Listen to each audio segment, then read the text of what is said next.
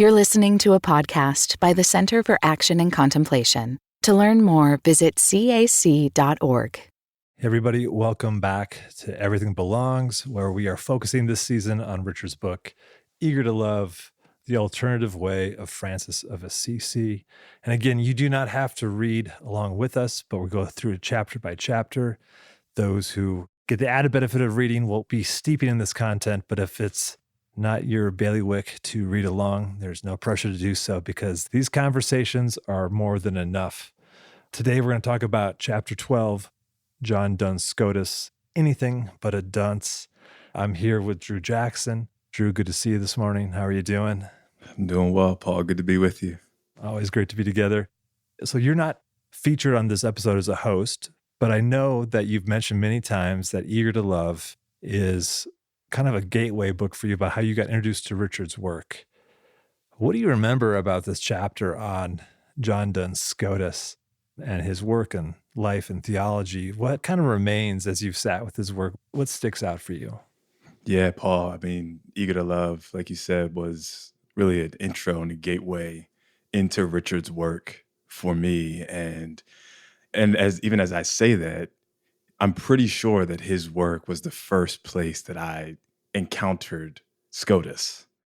I think in particular, I remember Richard's talking about Scotus's focus on the Univocity of Being in his work, this whole idea of the oneness of everything, sort of the one voice, right, of creation and our participation inside of this one creation of all things. And I think in particular, I remember him saying something along the lines of salvation not being a divine transaction, but this sort of ever organic unfolding that we wake up to, become conscious of, almost as if it's us becoming who we already are.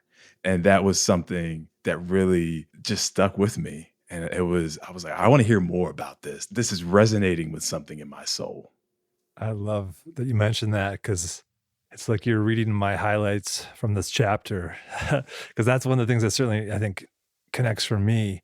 We go in depth with Father Richard on that theme in our conversation. And we also talk about Haeccity, which is a word I struggle saying, but I think is important, and how Scotus used it on this idea of thisness. And then also on the Incarnation as the first idea in the mind of God. And it's really fun to wrestle these ideas out with Richard and hear his not only past ruminations of it, but how it's evolved since he's written this book. And the title, of course, is a little bit humorous, Anything But a Dunce. And in the second half of this episode, Mike and I are in conversation with Sister Mary Beth Ingham, who wrote a book called Scotus for Dunces. And the playfulness of both her title and also Richard's title of this chapter, I think is fun to just mention and name note that John Duns Scotus was a huge thinker and complex thinker, and his work was really difficult to understand. And part of my own theorizing around why that is because he died so young. And so he didn't have time to distill it in a clear, easier to understand. Like there was no systems thinking built into that where we get with some of these other great theological doctors of the church. With him, it's just so subtle. And part of the humor of it to me is, as I understand it, I think Sister Mary Beth goes into it as well, is those who followed the work of John Duns Scotus and tried to emulate his way of teaching and the theology that he was espousing became known as dunces. But like so often happens when the next generation behind a luminary, they can't articulate it quite as well, especially somebody who didn't have time to develop it more fully. And so they became nicked, their names were nicked as dunces. And so then dunces became equated to those who are unintelligent. And so here we are in our times thinking of dunces as someone sitting in the corner with the dunce hat on, or somebody who is a fool, when in reality, John Duns Scotus was this larger-than-life intellect trying to marry it within this Franciscan tradition and the best of Christianity. So it's a fun, swirling conversation to be a part of. I know it touches, I think, our hearts and our actions, but also how we bring our intellect and our mind into our hearts. And so with that, I got nothing left to say, but let's hear Richard talk about this, because there's no one I would rather hear talk about this beyond Richard and Sister Mary Beth Ingham. It's a win-win conversation.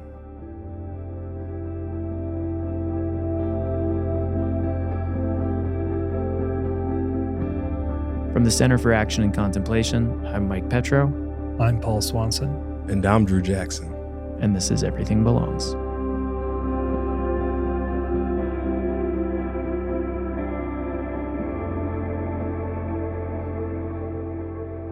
Richard, Paul, it's great to be back with you again here in the Hermitage. A new year. Welcome. Thank you Thanks, so much. Richard. Yeah, it's so nice to be somewhere warm. It's so cold out in Albuquerque right now. Yeah. Richard, I was thinking, and one of the things I really love about your teaching, Richard, is I think you give all of us permission to be in our heads and in our hearts and to bring them together. But I'm curious, how did you get there? You told us in one of our episodes that you started your seminary education at, was it 14? Well, high school. High yeah. school? But it was a classic liberal arts seminary education. And you've said you really got a lot out of that, eh? Oh, God, we had to spend hours in the study hall, you know. And then from the study hall, we went to the chapel. It was just back and forth between study hall and chapel. There it is, what you're just saying. Was it torture, or did you enjoy? Oh, I loved it. Yeah. As a young man, you don't know what your focus is, where wisdom is to be found, and to find a disciplined forum is very satisfying. At least it was in the late 50s. Were you encouraged to bring your spiritual whole self to it? I think so, mainly by the example of the friars, who were all very liberally educated men themselves. They could quote poetry, philosophy, history. Once you have a living example of a certain kind of wholeness, you want that. You want to be that way. You can quote poetry and literature and history. Well, for those of our listening folks who maybe they don't have a graduate degree in theology, but they're interested, they're curious, they like to use their mind and they like to use their heart, what advice would you give for us? Especially today, we're going to talk about pretty robust theologian.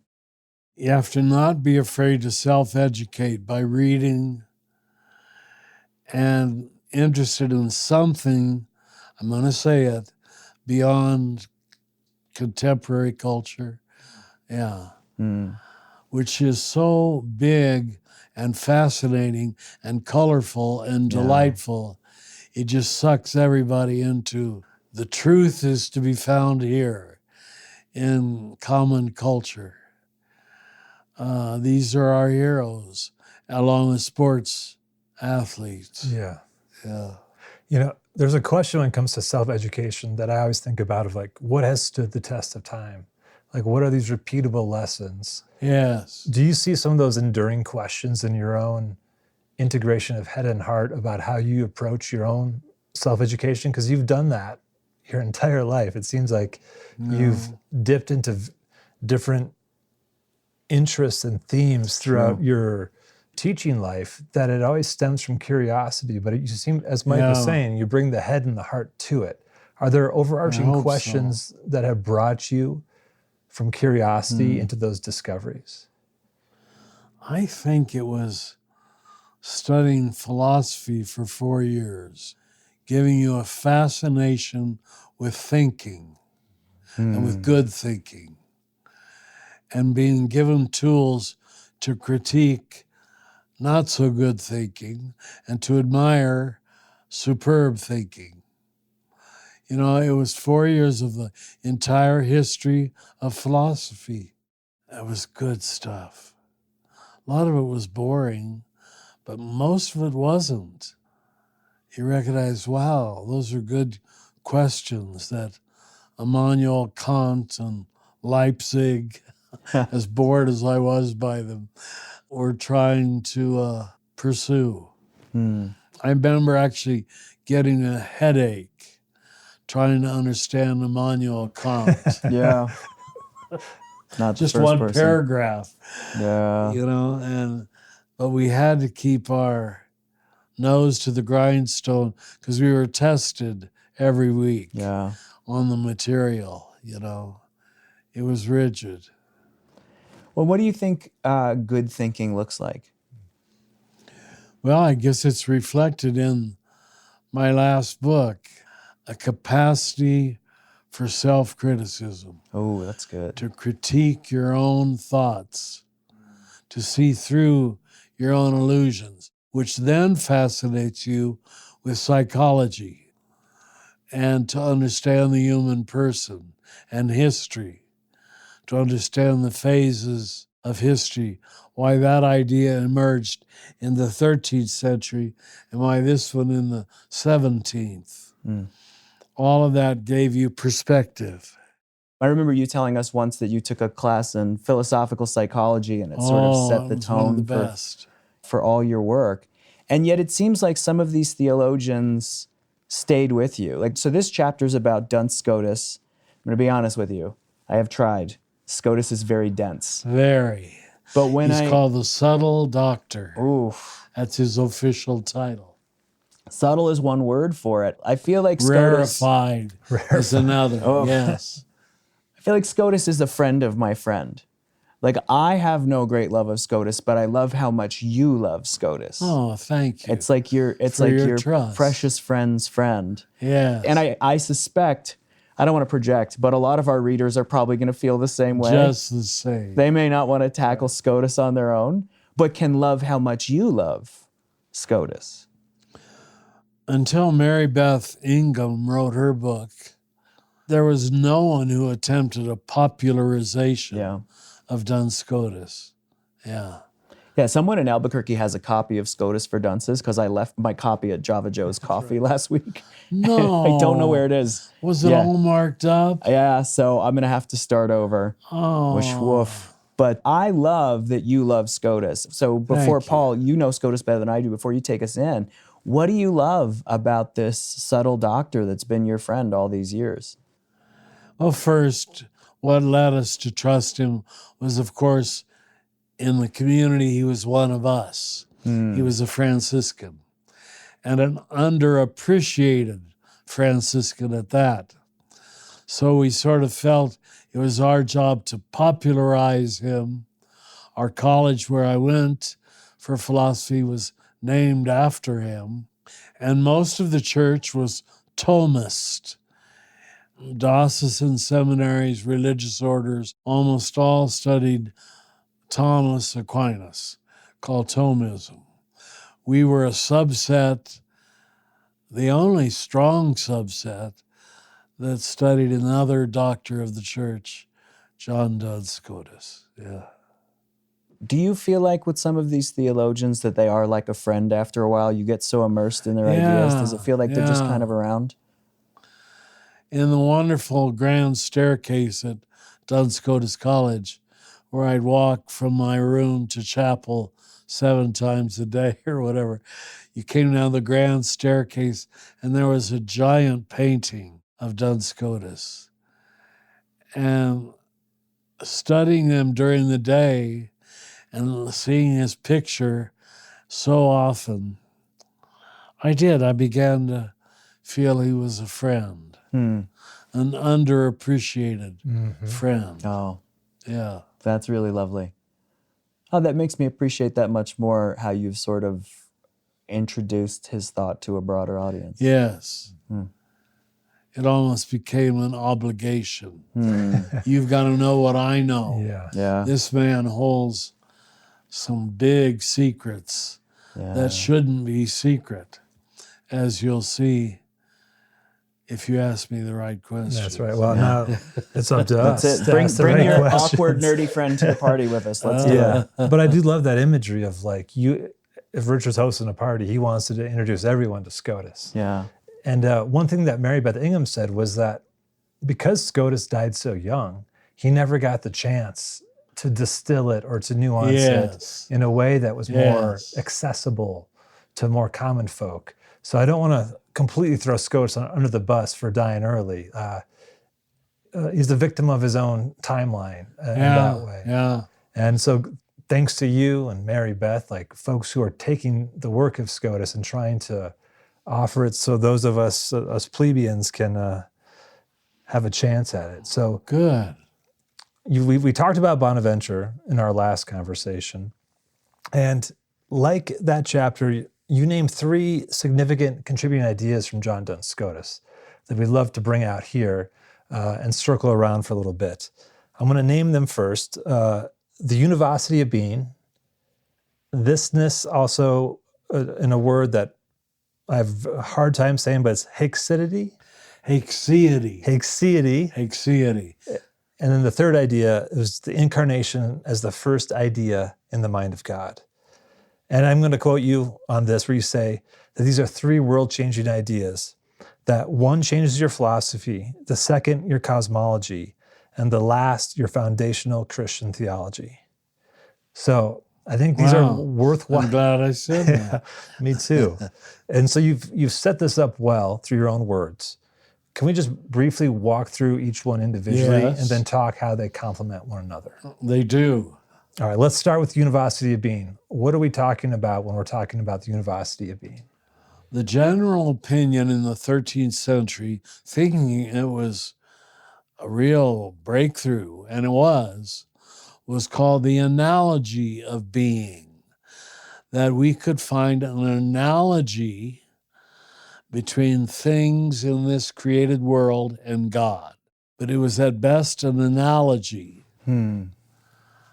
And that's what Thomas Aquinas taught. And I'd be grateful for that. That gets you pretty far. But Scotus breaks through and makes his rarefied step-by-step argument for the univocity of being, that you may speak with unus vox, one voice, or is it unum, I forget the genders, of the being of an ant, the being of a tree, the being of an angel, the being of a human, the being of God. It's one voice, univocity. They're all being in the same way. Although God is not a being, he laid the ground for what was 20th century called the ground of being. God is the ground of all being, but still participates in the same existence that we do. We participate, better said, in the same being, our existence as God does. Well, that's what the mystics are saying. That's what John's gospel is trying desperately to say. I and the Father are one. So Duns Scotus, for me, laid the foundation for a very concrete, lovable, believable mysticism. The being of God and my being and your being are the same being. That's what we're saying. And so then the world that I can see and touch and taste and smell and you and Opie and you is not less than God, right? It's not, all this is just a pale reflection to point to something more important. This matters. Very well said. Okay. You take it to its logical conclusion. Okay. We're not just an analogy. Yeah, I like that. We're a participation, which I found myself using that word much more after I studied Scotus, and why the doctrine of the Trinity became so attractive to me. It's a doctrine of universal participation in this flow of love and life that we call God. It's one flow. Now modern cosmology is coming at the same thing from another angle. At the flow of the atom and the flow of the galaxy is the same self-affirming flow that lives itself, does itself. I should have brought the poem of Gerard Manley Hopkins. Both Hopkins and Thomas Merton were rabid Scotus, and this was one reason why. What I do is me. For that I came. Everything is doing itself. And this became one reason after the Enlightenment for a lot of Christians to reject Scotus. I think it was Ratzinger, God bless him, Pope Benedict, who said Scotus created the basis for Western individualism and thus should be condemned. Wow. I would realize why you could say that. Yeah. You interpret it negatively in its individualism. Interpret it positively, it's mysticism. Does that make sense? Yeah. 100%. And the risk he took in that, not Yeah. knowing that what was possible. Not knowing what was coming. Yeah. Saying the individual could be spoken of with the same voice as God or an angel or a dog. Did you hear that, Opie? Well, and you've heard me say this before, I love this passage, it's from Origen, to love God and to love good things is one and the same. That's Which, Univocity of Being. that's really cool. Did you look up that? Oh, as kingfishers catch fire? As kingfishers catch fire. That's one portion of a longer poem. Yeah. But read the last verses. Well, I'll read the whole thing. As kingfishers catch fire, dragonflies draw flame. As tumbled over rim in roundly wells, stones ring like each tucked string tells, each hung bells. Bow swung finds tongue to fling out broad its name. Each mortal thing does one thing and the same. Deals out that being indoors, each one dwells. Selves, goes itself, myself it speaks and spells, crying, what I do is me, for that I came. There it is. That's the most succinct, poetic statement of Univocity of Being. Yeah. And Haeccity put together, by the way. We're already moving into the next one. Well, let me give you the end of this, and then I'd love to hear you ask about Haeccity. I say more, the just man justices keeps grace, that keeps all his goings graces, acts in God's eye, what in God's eye he is. Christ, for Christ plays in 10,000 places. Lovely in limbs and lovely in eyes not his, to the Father through the features of men's faces. In that. Christ plays It in might be 10,000 my places. most favorite poem of all time. So good. Oh, so good. Poetry, I feel like, can distill so much. in just a And make few you love the lines. idea. Yeah. Yeah. That is the mind and heart coming together, I feel like, in a poem like that. That exemplifies the education of the arts right there. Richard, would love, as you've mentioned, we dipped into Haeccity. Mm-hmm. Can you go a step further of what is it, thisness, this Haeccity that Scotus would talk about? You've talked about how it's related to the Univocity of Being. Can you take it a step further to hold it on its own and then maybe dip back into how it's related to Univocity of Being? Well, you see, once he develops his Univocity idea, you could get into a big mass, the monad theories of philosophy. Everything's just one, everything's one. To say that too glibly is dangerous. You have to protect the other end of the spectrum. Once you've created oneness, you have to provide a philosophical basis for differentiation, and that's Haeccity. So Haec is the Latin word for this, and he called it thisness, that God doesn't just create universals, which was the term in scholastic philosophy. Let there be angels, let there be cattle, let there be maple trees or trees. No, he developed it. I can't even remember the development because it was that rarefied thinking that gave me a headache. Step by step. No, God only creates this maple tree and loves it and holds it in existence, by his love of it, as it is, in its isness, Yeah. in its univocity. Yeah. So its universality, and its union with universality, keeps it living, but its haeccity keeps it special Yeah. and persistent in not just monadic existence, but God loves this tree for being this tree. And then Christ becomes the stamp of that. The incarnation in one little baby boy in Judea in the first century, it's almost too much thisness. Come on, come on. We're supposed to believe this little child is the Son of God. I mean, it's a daring proposition, but that's the holding of the two together, where you have, we are Christ, and yet Christ is everything, which became my book, The Universal Christ. Yeah. Most people were never, I'm already jumping into the third. That's but all right. Most people weren't trained in the cosmic Christ. It was simply Jesus of Nazareth. So they got the specific, but they didn't get the universal.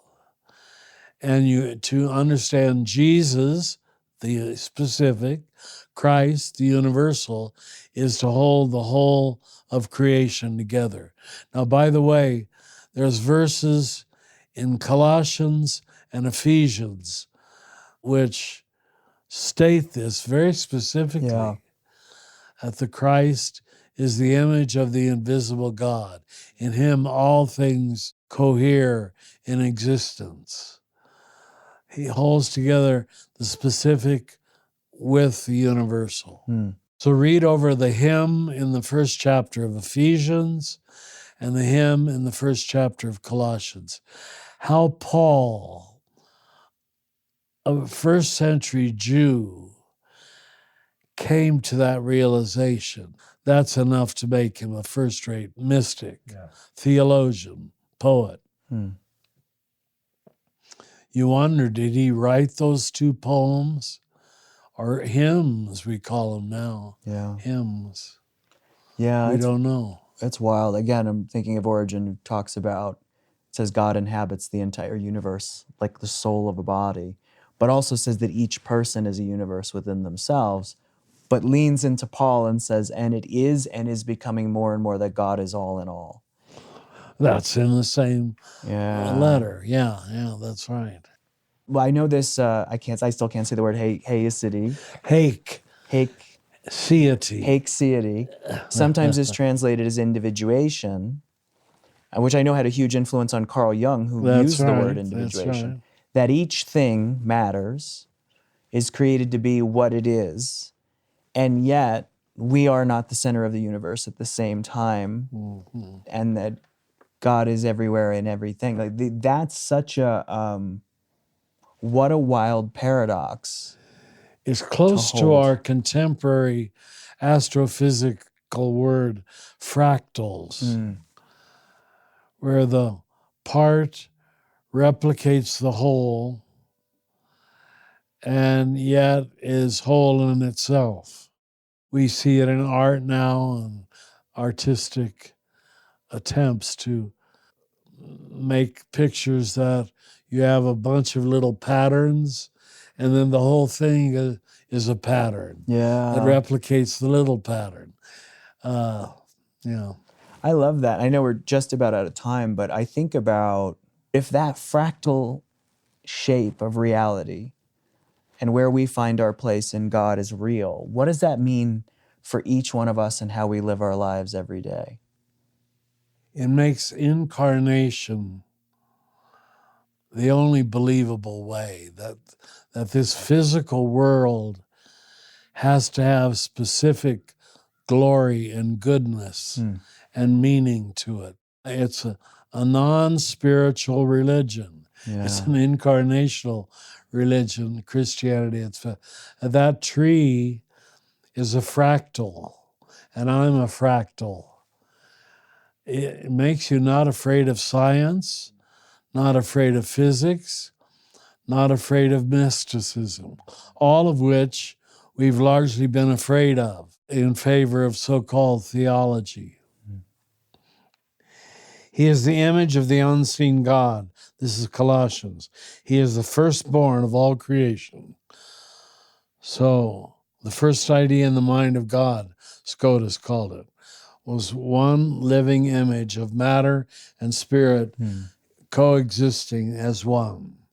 In him were created all things, in heaven and on earth, everything visible and everything invisible. Thrones, dominations, sovereignties, powers, all things were created through him and for him. Before anything was created, he existed, and he holds all things in unity. It's just like there's the whole Christian religion. He is the beginning. He was the first to be born from the dead, implying we're the second or the follow-up, so that he should be first and everywhere, because God wanted all wholeness. The word was pleroma, the fullness to be found in him. He is the whole, we are the parts. And all things are reconciled through him and for him, everything in heaven and everything on earth, when he made peace through the blood of the cross. Now, I know we get right into our redemption theories, but don't rush there.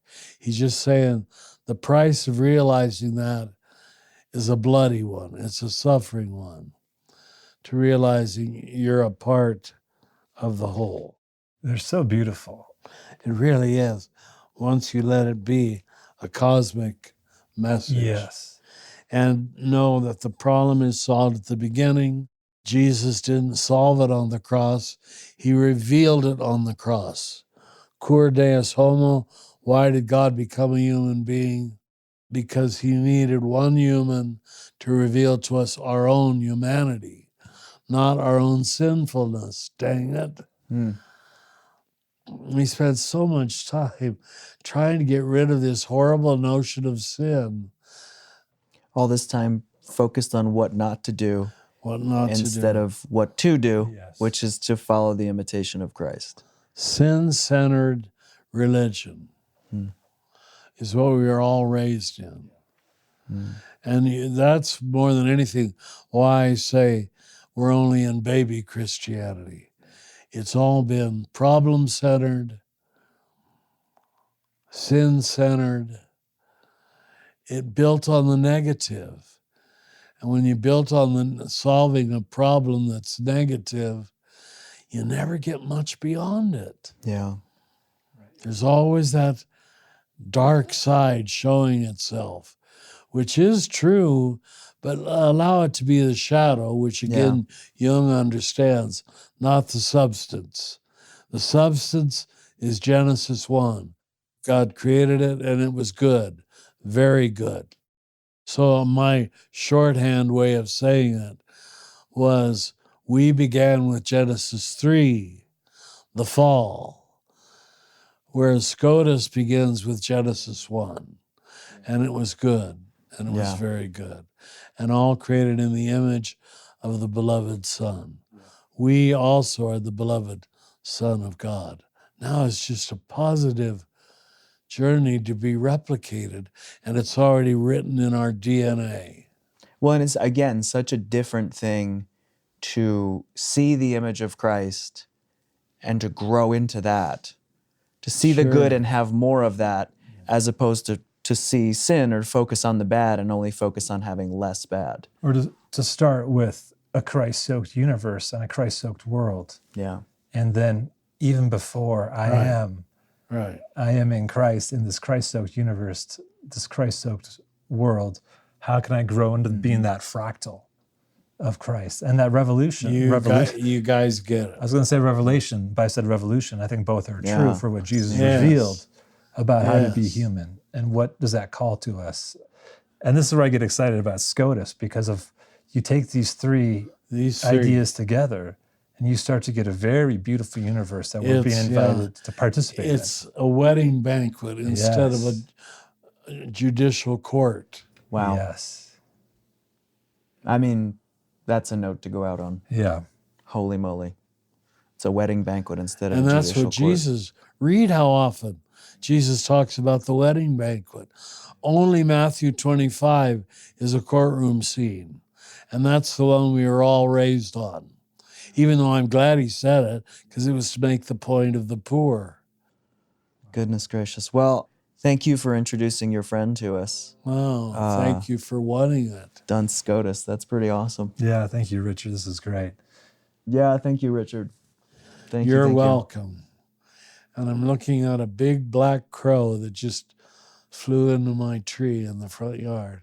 There you They go. only come this time of year. They rest here for a while in the cold month of January. And when you let that one crow, I only see one, be every crow and everything, I don't need to go to philosophy class to appreciate reality or love reality.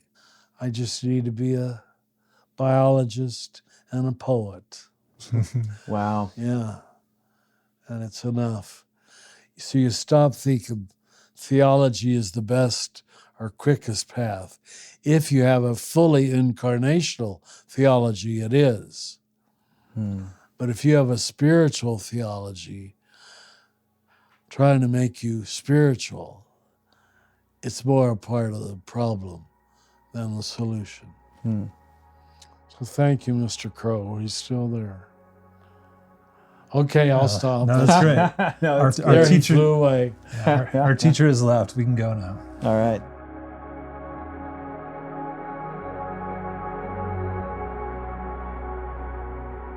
Everything Belongs will continue in a moment.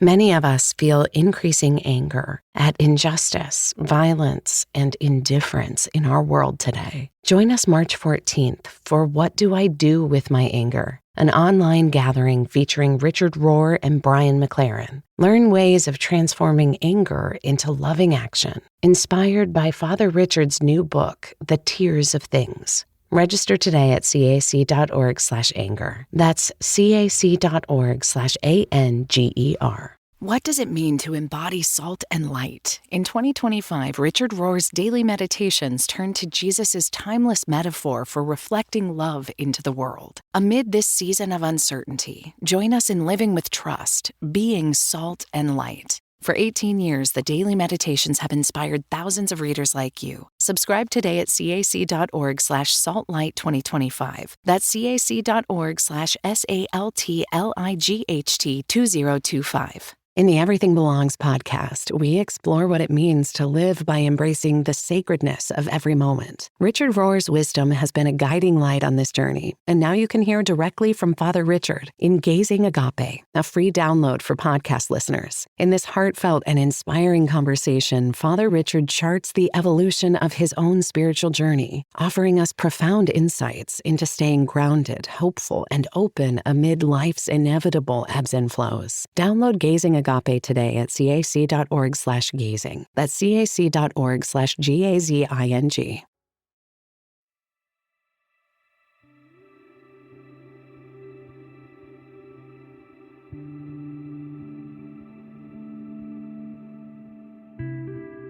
Sister Mary Beth Ingham, CSJ, currently serves as Congregational Leader of the Sisters of St. Joseph of Orange, California. She has published widely on the thoughts of Franciscan Master Blessed John Duns Scotus. Among her many works are Scotus for Dunces, an introduction to the subtle doctor. In her research, she argues that the spirituality of beauty is at the heart of the Franciscan intellectual tradition. To learn more about Sister Mary Beth, please see the show notes for this episode.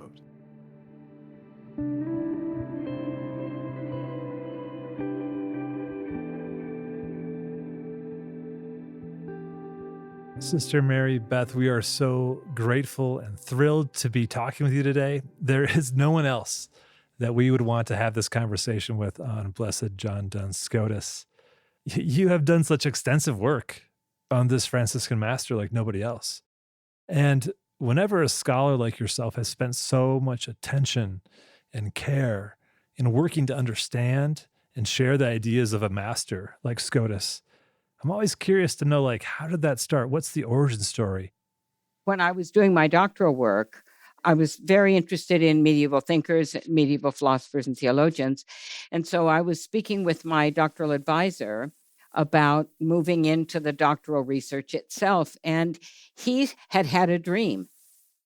And in his dream, he thought about Franciscan ethics. And he said to me, why don't you think about Franciscan ethics? Now, at the time, of course, I knew only two Franciscans that would fall into the category of ethics. One would be Scotus, of course, and the other would be William of Ockham, who did a lot with the divine will. So I wasn't entirely excited about that. And then I went and spoke to my spiritual director about this, who is a professor at the university. And he said, oh, absolutely, you need to take a look at Franciscan ethics because somebody needs to nail those people. So that was not why I began to work on Scotus, but it did say to me, there's something important here that you need to look at. So completed my doctorate, always struggling with trying to understand what he was trying to say because he's both intricate and expansive. He goes to the most minute detail about the dignity of the individual, and I'm sure we'll talk about that in a little bit. But he's also got this enormously global vision that incorporates everything. And I really struggled to try to understand it because it never made sense to me. I mean, it made sense and it didn't make sense. So this one day, I was looking at a text that he had written and struggling with it, trying to map it out. It didn't make logical sense, or at least it wasn't what I was expecting. And I said to myself, okay, I'm just terribly frustrated, so I'm going to go out for a walk. And I went out for a walk, and it was a beautiful day. So I was out walking in the neighborhood, a lot of trees, a lot of birds, just kind of your beautiful afternoon. And all of a sudden, the thought struck me that maybe what he was doing was describing an experience and describing an experience of beauty. So I went back to my room, looked at the text again, and suddenly it made perfect sense. So that was the introduction to Scotus, which was remarkable in itself because of a dream. I never would have chosen to do Scotus on my own. But I think I turned the corner in my understanding of Scotus when I completely reframed what he was talking about. And I reframed it through my own experience of beauty. And then, of course, that beauty just led to more and more insights about beauty, among them harmony, musical harmony, and the way in which we hear things. And we know things because we hear them, not because we see them or not because we understand them. So that it just really one thing just led to another. It's rather mundane in its own remarkable nature, but I think that's something Scotus would say. Yes, reality is remarkably mundane. And if we can really grasp the dignity of the ordinary, then we're able to understand God's love for the world. To get in touch with that kind of a shift in looking at reality, it's not our love for God that matters, it's God's love for us. And once you've done that, then of course, then you can understand the Incarnation differently. Then you can look at a paradigm shift that really relates to our own spiritual journey as a journey of gratitude, that all is gift. To come back to your question, yes, it was my experience of beauty that helped me understand his experience of beauty. And then, of course, through all of this, through all these years, I began to meet Franciscans. And the Franciscans I met simply gave me evidence of the truth of my experience and the truth of what Scotus was trying to say. So it's pretty remarkable. And it is not a journey I would have chosen to make. I walked the Camino several years ago, the Camino de Compostela, and a colleague of mine who has walked the Camino many times said, don't worry, when it's your time to walk the Camino will call you. And that's been my experience. And so I think it's a metaphor for God, really, that we're drawn into a reality that we are meant to experience, not because we've figured it out, but because we've been invited.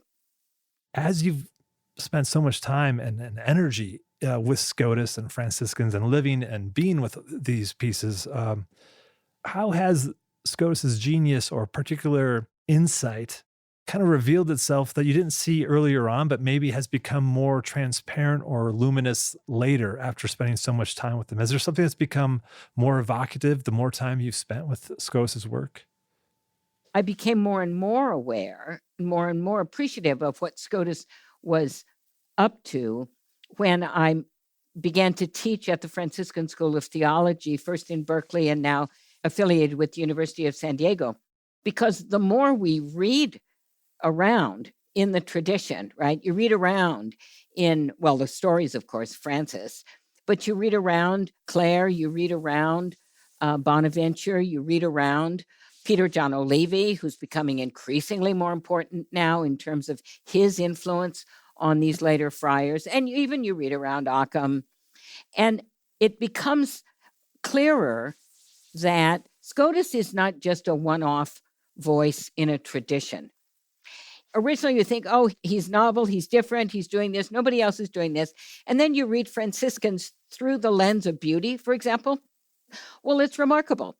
They are all talking, grosso modo, right? More or less. They're all talking about the same experience. And it's this experience of their Franciscan vocation, insight, tradition, spirituality, all of the ways they're talking with each other about what they know to be true of God's love for the world and their own journey that they're on as pilgrims, as Francis says, pilgrims in the world. Well, if you really embrace what it means to be a pilgrim in the world, then you never complain, right? Because what's the saying? Tourists complain and pilgrims give thanks. Wow. So no matter what happens, you don't complain, you give thanks, because this is another way of God's love being revealed in our lives. So it's, I hate to use the word optimistic because it can be trivialized into Pollyanna, but I think rather it's such a hope-filled vision of what it means to be human, what it means to be on this earth, what it means to be in this time and place. There's a colleague of mine, Father Joe Canici, teaches at the Franciscan school, often gives retreats to Franciscan groups, and he says he's frequently encountering the question, well, what would Francis do? What would Clare do? And his response is, they're dead. The question is, what are you going to do? Oh, that's good. What are you going to do with the insights of this tradition in this time and place, at this moment in history? What are you called to do? It's not about looking at the past as if it was some incredibly romantic time when everybody was holy and everybody looked after the poor. They were times like we're living in right now. And so they did what was theirs to do. What is it Francis says at the end of his life? I've done what was mine to do, and God will show you what's yours to do. Years ago, I was a living school student, and Richard shared his love of Scotus. And I emailed him, and I said, okay, I want to read more. Where do I go? And he said, you have to read Sister Mary Beth's books on Scotus. Like, that is absolutely where you have to go. So I fetched a copy of Scotus for Dunces, which I've had for years. Yeah. And I told you both before we started recording, moments before we started this recording, I was at a coffee shop reviewing everything for our conversation. I zipped over here to get online with all of you, and I realize I've left my copy of Scotus for Dunces on the table in Java Joe's, my favorite coffee shop in Albuquerque. So right now, while we're talking about this, someone is picking up that book and looking at the title and reading Scotus for Dunces, An Introduction to the Subtle Doctrine. Right. In solidarity with that person, and, Yes. and I'm friends with all the folks that work there, so I'm imagining who it is looking at that book. I have two questions. The first one is, What does the title mean? It's such a great play on words. I know. Scotus for Dunces and then a subtle doctor. What can you tell us about the title? Okay. So I had to fight for the title, by the way, because serious scholars thought it was trivializing. But I actually thought it was the pun, because the word dunce actually is derived from his name. Yeah.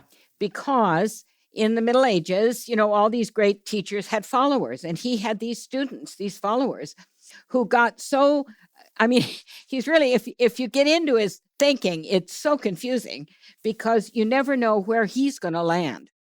He's someone, Father Alan Walter, great Franciscan scholar of Scotus, said, when you read Scotus, what you're doing is you're listening to his mind work. Oh, wow. And you never know if and when he's going to come up with the answer to whatever question he's looking at, because he considers every answer, and he'll backtrack and go back and forth. So his students tried to do the same thing. And of course, not having the razor sharp mind that he did, they just made more smoke than light, right? It was just more and more confusing. So over time, they were called the Duns men, right? Followers of Duns. And then after that, it became the Dunces with an S, and then it became dunce. So it's meant to be an insult. And, there are all these something or other for dummies books. And I thought, well, you wouldn't have a Scotus for dummies, but you might have a Scotus for dunces, because that's, the term has now come to mean someone who's not very smart. Now, oh my gosh. Having said that, I do want to say that Father Alan Walter, who read Scotus for Dunces, said to me in a very kind way, there is no such thing as Scotus for Dunces, because Scotus is so difficult. And that's true. So I can say, yes, in Scotus for Dunces, I won't say trivialized him, but I might have watered him down a little bit to get across the main insight, because I was working on this book after I had my insight about beauty. And of course, once I had my insight about beauty, I thought to myself, we're coming at this man and his thinking in the wrong way. Yeah.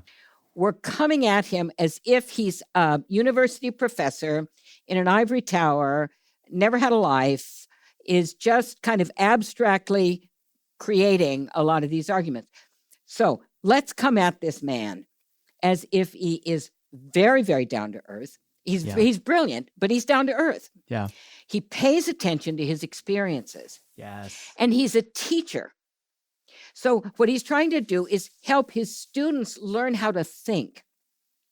So that helped me a lot. And then I said to myself, okay, in Scotus for Dunces, what I'm going to do is I'm going to slice his thought differently.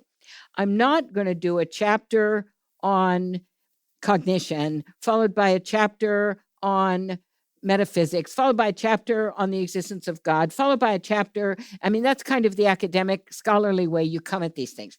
I said, no, I'm going to slice it horizontally, and I'm going to bring together things that are often not put together for him. Yeah. And so I came up with the three kind of chapters, headings: creation, covenant, and communion. Yeah. And in that way, I was able to reorganize a lot of his thought under a category like creation. And so you have insights around cognition in the chapter on creation, because that's how we encounter creation. We encounter creation by experiencing it cognitively. Yeah. We study it. So it doesn't develop his thought in a logical way, in the way that I have done in a few other monographs on Scotus, where I bit the bullet and just did the, chapter. I have to tell you, a 3-point argument with alliteration is the language of my soul. So thank you for organizing it as You're such. welcome. You're welcome. The old Yes. preacher in me loves that. Yes. The second thing is, and then I have a question, but everything you're talking about, I can't help, I hope this is not an oversimplification, but it reminds me so much of my favorite little poem from Mary Oliver, which is instructions for living a life: pay attention, be astonished, tell about it. Right. It feels like such a good way to approach Scotus's theology. Yes. And then Scotus would say, and make decisions on the basis of it and have it inform the next day. But definitely, because it's not just about standing in awe. I mean, I know Richard Rohr, he talks about mysticism. Yeah. And I think the mysticism of Scotus is not an out-of-body experience. It is not this kind of, whoa, I can't speak. It's not a Bonaventurian mysticism. You know, if you look at the end of The Mind's Road to God, Bonaventure is just talked out. He is not going to say anything else because we're into that mystical night, you know, being beyond knowing, where it's just, we stand in awe before the grandeur of God. If you look at Scotus's treatise on God as first principle, which is his equivalent journey to recognizing the existence of God, you get to the end of this thing, and this man cannot shut up. He has pages after pages after pages of praise and talking about, this is so wonderful. I just can't get over it. This is what God must be like. So it's almost as if Bonaventure brings us to a moment where we enter a kind of mystical night. Scotus brings us to a party. And the party is the life of the Trinity. So, you know, we can think about mysticism as an experience of reality in its fullness. And that can be life, not silence, but exuberance, gratitude. That's so fantastic. The idea of mysticism as an experience of life in its fullness is fantastic. I think you answered the question which I was going to ask you, but I'm going to ask it anyway just for fun, which is when I go back in a few days or tomorrow to the coffee shop to get my book back, and they say to me, from no knowledge of anything, not the Christian tradition, not anything, who is Scotus and why do they matter? What would be your elevator sales pitch to a complete outsider for why Scotus matters in helping us be human? Gosh, what a question. Well, you'd certainly want to say he's a follower of Francis of Assisi. You might not want to say he's a Franciscan, especially for someone who perhaps has no religious or faith tradition.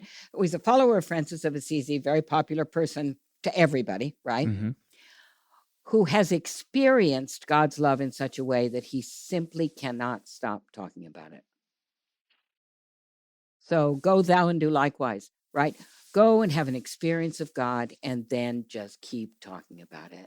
Because that's what giving witness is all about, right? And Francis himself says, proclaim the gospel and use words if you have to. So in actions, in words, in songs, in poems, I mean, really, when you think about it, the Franciscan tradition has everything. I have to say that one of the reasons I would not have chosen a Franciscan thinker is because I didn't think much of the Franciscan tradition for years, because it was that birdbath image that trivializes the saint, it trivializes the tradition, and it's not helpful for one to understand how incredibly prophetic the tradition is. And I think what we're seeing with Pope Francis right now is the lived, what does it feel like to have somebody speaking from within an understanding of that tradition, and how many enemies he's making. You know, all the people that want him to fall on one side or the other of a debate, and he refuses to get caught in a rhetorical trap. He simply says, who am I to judge?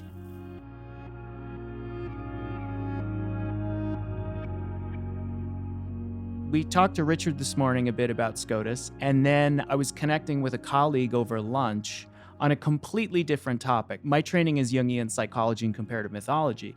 So I was talking to a colleague and they were talking about dissertation work that they were doing. And they said, yeah, this really is important to connect to the theology of John Duns Scotus. And I went, wait, what? I didn't realize how much, one of my great teachers, Carl Jung, was influenced by Scotus's teaching on individuation. I had no idea. Wow. And so this was so funny because I said, oh, this is wild. I am having 3 separate conversations about Scotus today. That's as many conversations as I've had about Scotus in the last 8 years. And so the synchronicity, and I didn't mention it. I didn't bring it up at all. My colleague brought it up, and I thought, gosh, that's so wild. I absolutely have to ask Sister Mary Beth about that today. Because to think about this beautiful cosmology, and then, like you said, the dignity of the ordinary and the dignity of the individual, living in such an individualistic society as the one that we live in today, I think it's hard for us to imagine how groundbreaking it was for a teacher to say that the individuals matter. Could you tell us a little bit about that? Well, yes. I mean, the medieval culture was a culture of the whole, not a culture of the part. And within the whole, Scotus saw the part.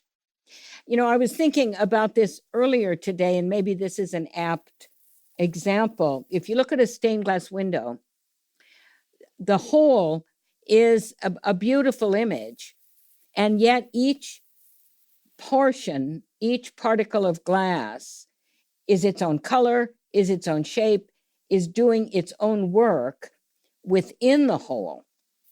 And so, the medieval cathedrals were being built before, during, and after Scotus lived. So talk about his experiences. He may have been walking into one of the cathedrals, but to see the whole image, and yet to see that the whole would not be the whole if each particular part were not doing its part. And the same is true of music, right? Harmonies were emerging. Polyphony was emerging in that era of the Middle Ages, moving from Gregorian chant, which is a single tone, to the multiple voices, Gabriele and all of these beautiful voices that against each other and counterpoint and all that. But if you're in a choir and there's a harmony, you have to sing your part. You can't be singing somebody else's part because the whole would not be the same. And the same is true of an orchestra and the instruments in an orchestra. So yes, the individual is important, but it's not more important than the role it's playing in a whole symphony, a cosmic symphony, I think, which is the music of all reality together. And I think thinkers like Jung and others have brought us into this sense that there's a whole that has meaning. But Scotus would say, yes, and the part has meaning. That's so good. Mm-hmm. Because in his time, the parts didn't have meaning, and except in reference to the whole.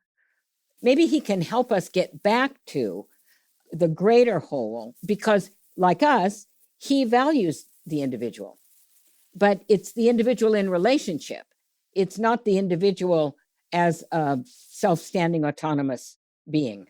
That's so helpful. The balance of knowing that our own individual dignity matters, but we're part of a community. We were talking this morning about, there's the way to live where we think we're the only thing that matters and we're selfish and we're self-absorbed. And then on the other side, we recognize that we're part of a community and we're part of the community of the earth. And there's so much hurt and there's so much brokenness and there's so much work to do.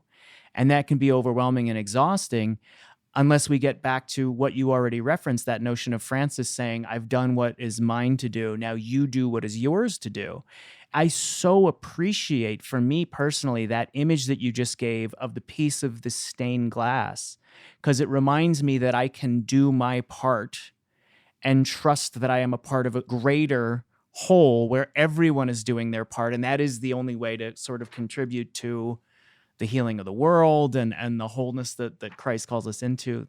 Wow, that's really good. And I think it's an invitation to find people like yourself who are not identical to you, but find people who have that same intuition and form communion or community in small, right? And then it replicates.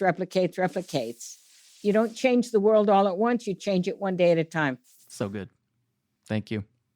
That's fantastic. And I think about Scotus pointing to us towards a way that doesn't teeter on the extremes, but there is as you said, there's the part and there's the whole and the relationship within that. And how we think about such language around the mystical body of Christ and what is mine to do as a part of that body. And there's this term of Univocity of Being that Scotus has given the world. Can you share a bit about what that means? Well, it's a tricky term to bring in to this moment because in a number of cases, it's being misunderstood. So let me explain how I understand Univocity of Being. It's really an insight. It's Scotus's insight about the relationship between our mind and reality. Scotus introduces the argument around the univocity of the term being, or the concept being is probably a better way of saying it, the concept being, when he's exploring how in the world theology can be a science, in a strong sense, can give us real, now not science like physics, but give us scientific knowledge that we can be confident about. So he says, unless we were equipped with a concept that can bridge our experience of the world with our experience of God, nothing we say about God based upon our experience of the world is valid. Because if there's this gigantic gap between my everyday experience of love, of goodness, of kindness, of people, how do we know what mercy is? Well, we know it because we've experienced it, but we've experienced it through a human being. Now, is that mercy? Is my experience of mercy that I'm now really deeply committed to? Can I say that about God? And Scotus says, well, folks, unless there is some way that our mind is framed to know reality. Alan Walter uses the term isomorphic, that the mind and the world are isomorphic. And maybe Jung talks about this too, that the way the mind knows is the way the world is. And that's not naive. It simply says that we have a capacity that's a genuine capacity to know the world. And, we need critical thinking. We need to analyze things. So we're not just going to take things at face value. But there is a foundational connection that enables us to be able to use language to talk about our own experience and to talk about God. And in order to ground that logically, he says, well, there has to be a single concept that is used when I speak of my own experiences and when I speak of God. So for me, this is how I understand it. It's the word what. What is it? What am I thinking about? What am I talking about? What am I doing? Now, of course, that's in English, right? And he was from Scotland, so he would have had a Anglo-Saxon English type of vocabulary and a frame of thinking that would be like English. So can I think about God in terms of what? In other words, what is God like? What is this big being? What is the source of all things? And if I can use that term for creation, what day is it, right? And I can use that term when I speak of God, then language has a connection that enables me to make sense of my experience as a spiritual journey that leads me to God. So what it doesn't mean is that I am God. What it doesn't mean is that God is creation. What it doesn't mean is that everything is everything else, right? It doesn't mean that, because you couple Univocity of Being with Haeccity, and then you've got the bridge from knowing to being, and you've got the particularity of every being that exists. I'm not saying God is me. I'm not saying I'm God. I'm not even saying that the way I am is the way God is. What I'm saying is I can think about myself and help my own experience of thinking about myself and my own life and my life experience to say something meaningful about God. So to be able to say that God is love, that has no meaning unless I have myself experienced human love in my life, from my parents, in my family, from my friends, so that I know something about what it means to say that something is love. And then to say, okay, well, let me attribute that now to God. And I'll do it in a sentence. I'll use the verb is right? Which is the univocal term. It's the way in which we think about reality and how we make sense in language. So the Univocity of Being is a very, very intricate, complex part of Scotus's thought. I think it is absolutely foundational to understanding ourselves, understanding the world, and understanding God. So what I've loved in our whole conversation up to this point is the dignity of the individual, the dignity of things, and then even the dignity of our experience. I know so many of our listeners, their journey is to learn what it means that they are loved. Like you said, this isn't about loving God. It's about realizing that we are loved. And for so many of us, their journey is to figure out what that means if they've not experienced love in their life. But the dignifying of that real, concrete, real world experience mattering is so profound. And I think the exact opposite of what a lot of our listeners might think about when they think about theology. Not to be too trite about it, but I think a lot of folks are intimidated by theology because they think it is so far removed from their lived experience. I love this notion of Scotus, not necessarily the easiest thinker to appreciate, but someone immersed in the celebration of experience, reality, and beauty. That's profound. And gratitude. And gratitude. And it's all about, and now what am I going to do with this insight? I'm not going to fold in on myself and just be me, myself, and I. No, it's about recognizing, as Thomas Merton does in that beautiful reflection in Conjections of a Guilty Bystander, I looked around and I saw that everybody was shining with light. And I hadn't noticed that before. And so it is this sense of when we get to the deepest part of our own experience of reality, we're suddenly connected with all these others in a way that we can't describe. Yeah. Because we recognize the community that we are, the family that we are all brothers and sisters. We're all equal in that way. And we're unequal in that we're not the same as each other. So it's the Univocity of Being and Haeccity together make this kind of explosion of a beautifully diverse world, which is a celebration of God's creativity. And it was Bonaventure that says that if the world were not this diverse, it would inhibit God's creative power. And so the fact that there's all of this diversity and more than we can even imagine is a testimony to how creative God is. It's amazing. But as we leave our listeners, I'm struck by, in the Franciscan tradition, there is this celebration of beauty that is not a looking away from the suffering of the world. And there's a celebration of the individual and the thisness of each person and each thing and each animal and creation itself that is not a looking away from the wholeness. What would you leave our listeners with in living in the both and of that? Well, I would say it's embrace the dynamism of reality. Nothing is static. So even the both and can become a kind of either or static, right? It's the moving back and forth, back and forth, back and forth. I live in California, and so you go out to the ocean and you watch the waves, and it's so calming and soothing because they're going out, they're coming back, and they're going out, they're coming back. And we talk about the perichoresis, which is the Trinity, the dance. It's all in movement. And so it's even beyond the both and.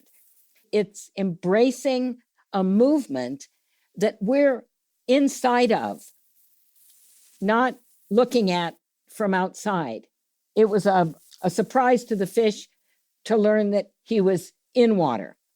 Well, I think when we enter eternal life, we're going to be surprised to discover that we may have been searching for God all our lives to understand more.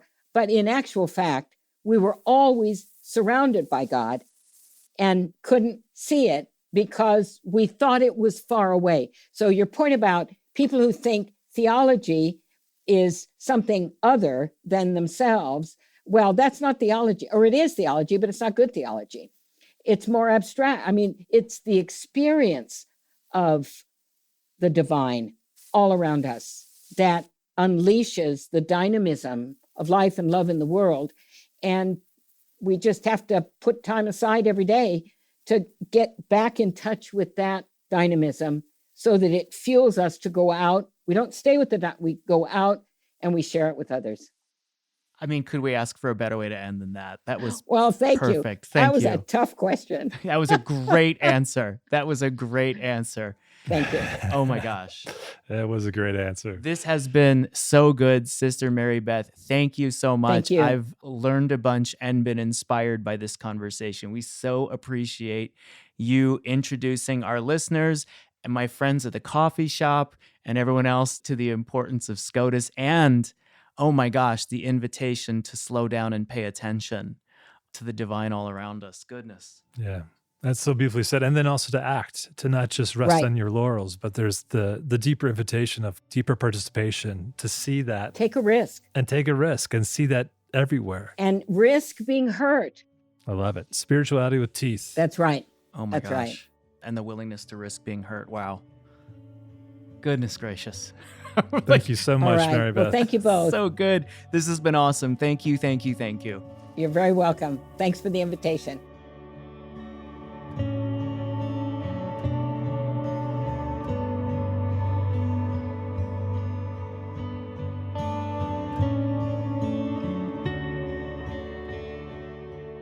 It was so fun to be in conversation with Sister Mary Beth Ingham. Her intellect and like her approach from this multi-varied way of seeing truth, beauty, and goodness in this world and in this theology just really inspires me. And Drew, one thing that she said at the end that I just wanted to reiterate here, a quote that just kind of really touched me, is when she says, "It's the experience of the divine all around us that unleashes the dynamism of life and love in the world. And we just have to put time aside every day to get back in touch with that dynamism so that it fuels us to go out." And I love like the grandiosity of that and our own small participation in that. And it just feels like an achingly beautiful way to seek to participate in the world. That's what struck me, Drew. I would love to hear, as you're sitting with this conversation, what drew you in? Because you started us out with this beautiful reflection on how the Univocity of Being really spoke to you. I think what's really landing with me or sticking out to me is her reflections on beauty and the particular ways that she talked about her sort of aha moment, talking about the walk that she went on and really struggling with the text of Scotus and not really understanding all that he was saying or how all of the things kind of made sense together. I mean, she said it made sense and it didn't make sense. But as she was on this walk and just witnessing the beauty of the world in something as mundane as a walk, that it struck her, right? That maybe this is what Scotus was trying to do, was to describe an experience of beauty. And as I think about that, and I think about this idea, this grand idea of the univocity of being and the oneness of everything, and alongside of that, thisness that is so central to Scotus's work, it's like the interplay between those two things is where this beauty, this harmony is seen, right? Where it comes to life. When you think about how me or any one of us or any particular creature, being has its own uniqueness and distinctness, and yet is part of this larger whole. It's the harmony that exists between everything as each individual thing is singing its own note, is playing its own tune, and how all of those things work together. That is, the harmony is the beauty, right? And the beauty is also in the fact that not everything is the same. Not all of us are the same. There's this harmony in our distinctness, in our uniqueness, brought together in this larger thing that the divine is working, has been working from the beginning, and is continuing to unfold that we participate in. If I sit with that, it prompts me to ask the question again, what is my note to sing? How do I participate in this larger thing that God is unfolding, that I'm a participant in? It's the question that we often ask here at the center, right? Yeah. What is ours to do? What is mine to do? I think it's an invitation for all of us and for our listeners to consider the question, what is the note that I'm being invited to sing? The tune that I'm being invited to play in this larger orchestra that God is directing as all of eternity is unfolding and that we're participating in. We're being invited to play that song. So how are we being invited to play our part? And that God brings it together so it harmonizes and makes a beautiful, beautiful sound of love.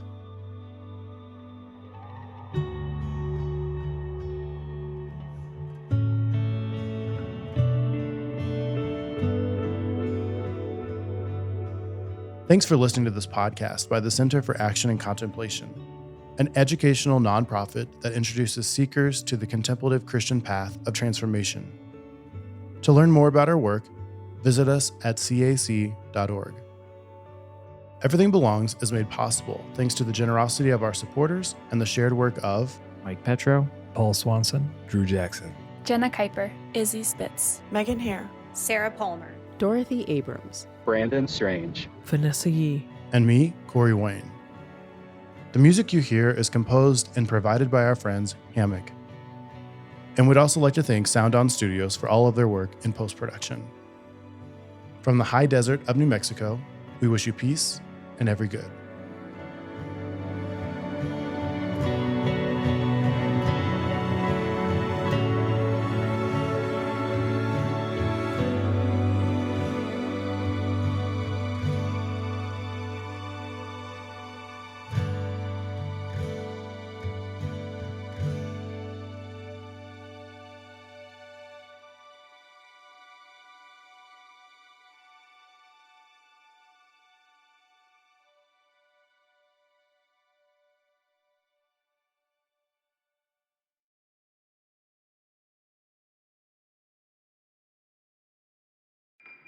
Do you feel called to walk a more contemplative path? The Center for Action and Contemplation is an educational nonprofit supporting the journey of inner transformation. Our programs and resources will help grow your consciousness, deepen your prayer practice, and strengthen your compassionate engagement with the world. Learn more about our resources, such as publications, podcasts, email series, and events at www.cac.org.